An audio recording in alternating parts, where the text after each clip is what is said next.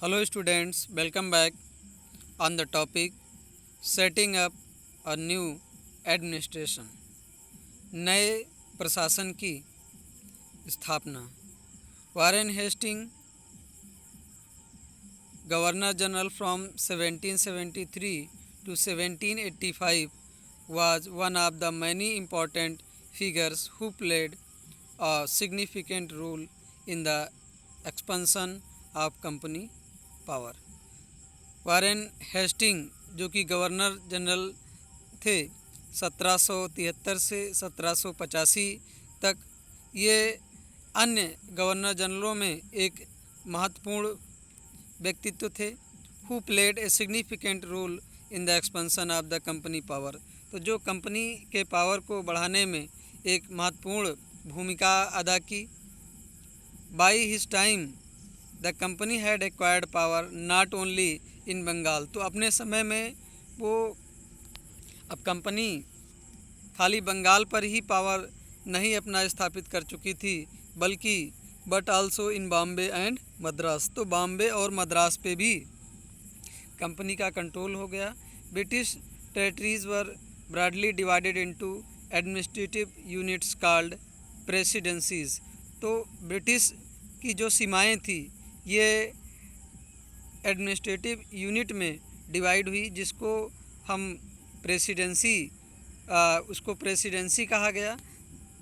There were 3 presidencies, और उस समय 3 प्रेसिडेंसीज थी, बंगाल, मद्रास एंड बॉम्बे। तो ये बंगाल, मद्रास और बॉम्बे को प्रेसिडेंसी बनाया गया। Each was ruled by a governor, और हर एक पर शासन गवर्नर का होता था।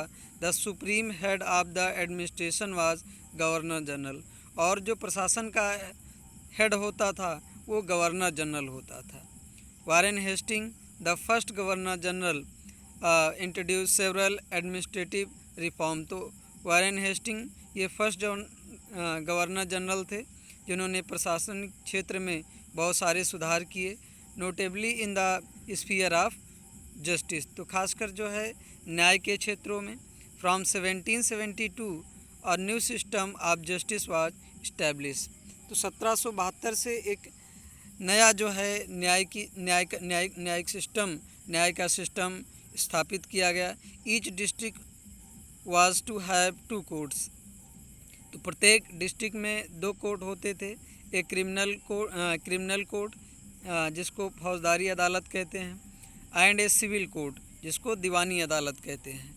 मौलवीज and Hindu pandit interpreted Indian laws for the European district collectors. तो जो यूरोपियन डिस्ट्रिक्ट कलेक्टर थे उनके लिए जो कानूनों की व्याख्या करते थे, भारतीय कानूनों की, ये मौलवीज होते थे और हिंदू पंडित्स।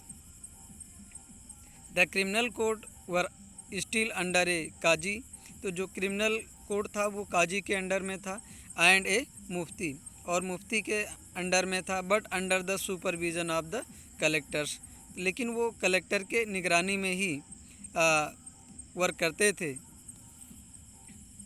ये आप फिगर देख रहे हैं, ये the trial of Warren Hasting.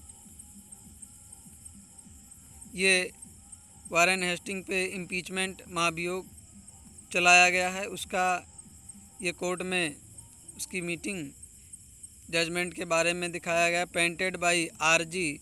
Pollard 1789। When Warren Hasting went back to England in 1785। तो जब वारेन हेस्टिंग इंग्लैंड 1785 में गए, Edmund Burke accused him of being personally responsible for the misgovernment of Bengal. तो Edmund Barq ने इन पर जो है इनको दोषी करार किया पर्सनली कि ये बंगाल का शासन ठीक से नहीं चला पाए। This led to an impeachment proceeding in the British parliament. तो ये ब्रिटिश पार्लियामेंट पर इन पर जो है महाभियोग चलाया गया। डेट लास्टेड 7 ईयर्स, जो 7 साल तक ये मुकदमा चला।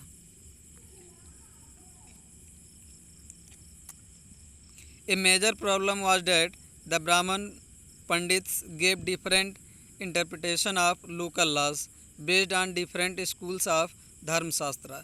तो डिफरेंट स्कूल धर्मशास्त्र के आधार पर, धर्मशास्त्र के आधार पर जो ये ब्राह्मण पंडित थे ये अलग अलग तरह से लोकल कानून का जो है व्याख्या किए। टू ब्रिंग अबाउट यूनिफॉर्मिटी, तो एक समरूपता लाने के लिए कानून में in 1775 11 pandits were asked to compile a digest of Hindu laws. तो 1775 में 11 पंडितों को बुलाया गया और उनसे कहा गया कि हिंदू लाज को एक संकलित, एक सभी धर्मशास्त्रों के आधार पर जो है एक सबके लिए समान कानून बनाया जाए। मीन्स उसमें अलग अलग पंडित अलग अलग तरह से कानून की व्याख्या करते थे, तो इनको बताया गया कि 11 पंडित को बुला करके कि ऐसा कानून बनाएं जिसके आधार पर न्याय करने में समस्या ना हो। N B. Hall had translated this digest into English, और एन.बी. हॉलहेड ने इसको अंग्रेजी में इस कानून का अनुवाद किया। By 1778 a code of Muslim laws was also compiled for the benefit of European जज। तो यूरोपियन जजों के लाभ के लिए, न्यायाधीशों के लाभ के लिए 1778 में एक code of Muslim laws was also compiled, तो मुस्लिम से संबंधित नियम भी संग्रहित किए गए। Under the regulating act of 1773, तो रेगुलेटिंग एक्ट के अंतर्गत जो कि 1773 में पास हुआ। A new supreme court was established, एक नया सुप्रीम कोर्ट स्थापित किया गया।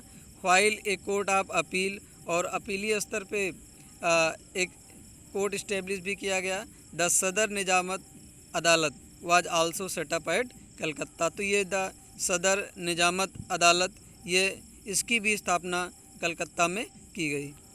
The principal figure in an Indian district was the collector, तो जो भारतीय डिस्ट्रिक्ट का जो प्रिंसिपल फिगर होता था वो कलेक्टर होता था। एज द टाइटल सजेस्ट, जैसे कि इस टाइटल से ही ये पता चलता है कलेक्टर से, his main job was to collect revenue and taxes and maintain law and order in his district with the help of जज, पुलिस ऑफिसर्स एंड दरोगाज। तो ये इसके नाम से ही ये प्रतीत होता है कि जो कलेक्टर का जो मुख्य कार्य है वो रेवेन्यू कर वसूलना,